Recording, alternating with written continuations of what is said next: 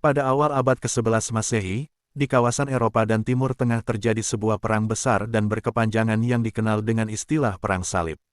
Pada akhirnya Perang Salib bukanlah perang yang didasarkan karena adanya konflik agama, tetapi lebih kepada perebutan kekuasaan antara Kekaisaran Romawi Timur atau Kekaisaran Bizantium dan kaum muslimin.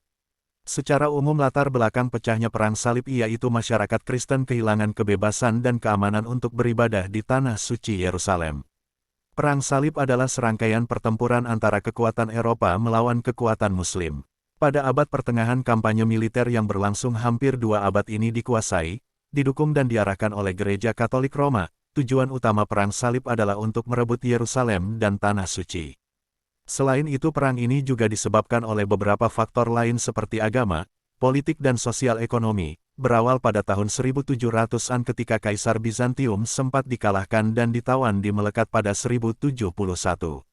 Sejak itu Suriah dikuasai oleh Bani Saljuk, kondisi menjadi semakin parah ketika Bani Saljuk membatasi dan memperketat ziarah umat Kristen Yerusalem, sehingga mendorong umat Kristen memperjuangkan kebebasannya dengan merebut Yerusalem dari kekuasaan Muslim.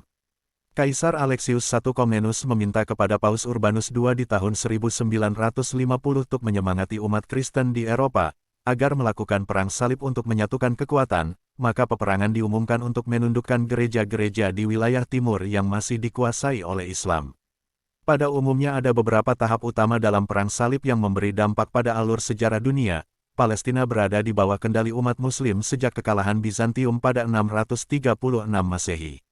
Sejak saat itu hubungan antara negara-negara Arab dengan Kristen Eropa mengalami pasang surut. Pada 1072 Palestina jatuh ke tangan Kekaisaran Saljuk Raya yang saat itu sedang mengalami perkembangan pesat. Sebenarnya umat Muslim dan Kristen dapat hidup berdampingan, akan tetapi kondisi di daerah perbatasan kurang bersahabat bagi para pedagang dan pesiarah Katolik. Bani Saljuk menerapkan kebijakan yang membatasi umat Kristiani yang akan beribadah di Yerusalem. Bani Saljuk menguasai wilayah-wilayah penting dan mengancam eksistensi dari Konstantinopel. Hal inilah yang kemudian memicu lahirnya dukungan terhadap Perang Salib, adanya keinginan dari Kaisar Romawi Timur untuk mempertahankan penguasaan ekonomi perdagangan di Timur Tengah. Dinamakan Perang Salib karena setiap orang Eropa yang ikut bertempur dalam peperangan memakai tanda salib pada bau lencana dan panji-panji mereka. Dalam historiografi modern istilah Perang Salib mula-mula digunakan sebagai sebutan bagi ekspedisi militer ke Tanah Suci yang dilakukan umat Kristen Eropa pada abad ke-11, abad ke-12 dan abad ke-13. Istilah ini mengalami perluasan makna sehingga digunakan juga sebagai sebutan bagi kampanye-kampanye militer lain yang diprakarsai disokong dan diarahkan oleh Gereja Katolik. Untuk memerangi kaum pagan memberantas kaum Bitah dan untuk maksud-maksud lain. Konon katanya demi syiar agama Perang Salib berpengaruh sangat luas terhadap aspek-aspek politik ekonomi dan sosial, bahkan berpengaruh sampai masa kini, karena konflik internal selang kerajaan-kerajaan Kristen dan kekuatan-kekuatan politik. Beberapa ekspedisi Perang Salib atau seperti Perang Salib keempat bergeser dari tujuan semulanya, dan habis dengan gejalanya kota-kota Kristen termasuk ibu kota Kekaisaran Romawi Konstantinopel, kota yang paling maju dan kaya di benua Eropa. Ketika itu istilah Perang Salib belum dikenal. Ketika Perang Salib pertama meletus, kampanye militer umat Kristen kala itu disebut lawatan atau ziarah.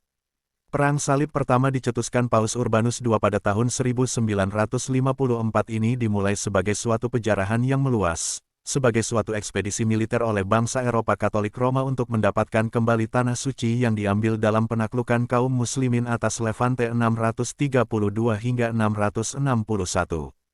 Pada akhirnya direbutnya kembali Yerusalem pada tahun 1099, saat itu Paus Urbanus II mengimbau hadirin memberi bantuan militer kepada Kekaisaran Bizantium dan Kaisarnya Alexios I, yang memerlukan kekuatan tambahan dalam menghadapi orang-orang Turki yang telah bermigrasi ke barat dan masuk ke Anatolia.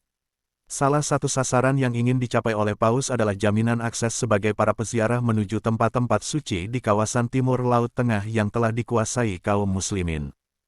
Mempersatukan kembali belahan timur dan belahan barat, dunia Kristen yang terpisah sejak peristiwa skisma Timur Barat pada 1054 serta menjadikan dirinya sendiri sebagai kepala gereja bersatu.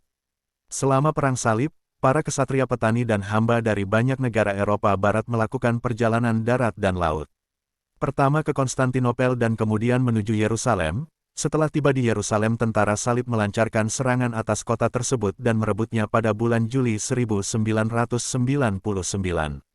Awal Perang Salib menghasilkan pendirian 4 negara tentara salib, yang pertama di kawasan Timur Laut Tengah yaitu Negara Kerajaan Yerusalem, Negara Tripoli, Negara Antioquia dan Negara Etsa.